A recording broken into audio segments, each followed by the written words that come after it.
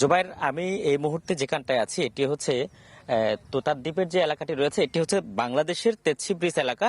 এর পাশে মানে এর পাশে যে বেড়িবাঁধটি দেখা যাচ্ছে এটার পরে হচ্ছে তোতার দ্বীপ, যেখানে যে তোতার দ্বীপের নিয়ন্ত্রণ নিয়ে মূলত গত কয়েকদিন ধরে যে রোহিঙ্গাদের একটি সশস্ত্র গোষ্ঠীর সাথে আরাকান আর্মির দীর্ঘদিন ধরে সংঘাত চলে আসছে। সর্বশেষ গত 3 দিন ধরে সেই সংঘাত অনেকটা ভয়াবহ আকারে রূপ নেয় এবং এই মুহূর্তেও সেখানে দেখা যাচ্ছে দোয়ার কুণ্ডলি উঠছে, হয়তো সেখানে কোনো জায়গায় অগ্নিসংযোগ করা হয়েছে। ইতিমধ্যে আমরা যেটি দেখেছি যে কিছুক্ষণ আগে বিজিবি সীমান্ত এলাকা থেকে রোহিঙ্গাদের প্রায় 30 জনেরও বেশি রোহিঙ্গাকে ধরে নিয়ে এসেছে।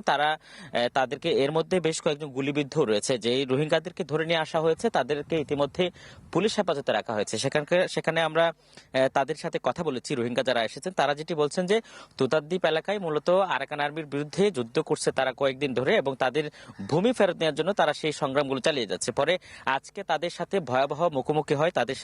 সেখানে বেশ কয়েকজন আহত হয়েছে বলেও তারা আমাদের কাছে দাবি করেছেন, যদিও এইসবের এখনো পর্যন্ত সরকারিভাবে কোনো সত্যতা নিশ্চিত করা হয়নি। এবং তবে আমরা এখানে দেখেছি সকালে গুলিতে ওপারে আরাকান আর্মি গুলি করতে করতে একেবারে এপারে চলে আসছিল। সেখানে পার্শ্ববর্তী যে এলাকাটি রয়েছে, আমি যেখানটা আছি সেখানের একটি ঘরে একজন কিশোরী বসা ছিল, তার মাথায় এসে গুলি লাগে এবং সে এখন বলা হচ্ছে যে স্থানীয়রা বলছেন যে তিনি মারা গেছেন, যদিও হসপিটাল থেকে এখনো পর্যন্ত চূড়ান্ত কোনো খবর আসেনি। পাশাপাশি আরো একজন গুলিবিদ্ধ হয়, তাকেও হসপিটালে নেওয়া হয়েছে। ফলে সকাল থেকে এলাকার মানুষের মধ্যে আতঙ্ক সৃষ্টি হয়েছে এবং তাদের মধ্যে ব্যাপক উত্তেজনা বিরাজ করছে।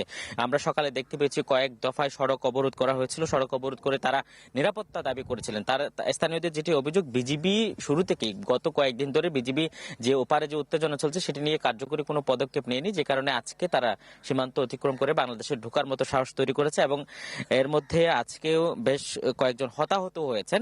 এবং এই অবস্থা চলতে থাকলে স্থানীয়রা বলছেন যে এখানে আসলে বসবাস ঠিক মতো করা যাবে না। এবং আমরা সকাল থেকে যেটি দেখছি যে স্থানীয় যাদের ঘরবাড়ি দুর্বল ঘরবাড়ি রয়েছে তারা সেখান থেকে বের হয়ে বিভিন্ন ইটের যে ঘরগুলো রয়েছে, দেয়ালের যে ঘরগুলো, সেখানে তারা বিল্ডিং এ মূলত অবস্থান নিচ্ছেন।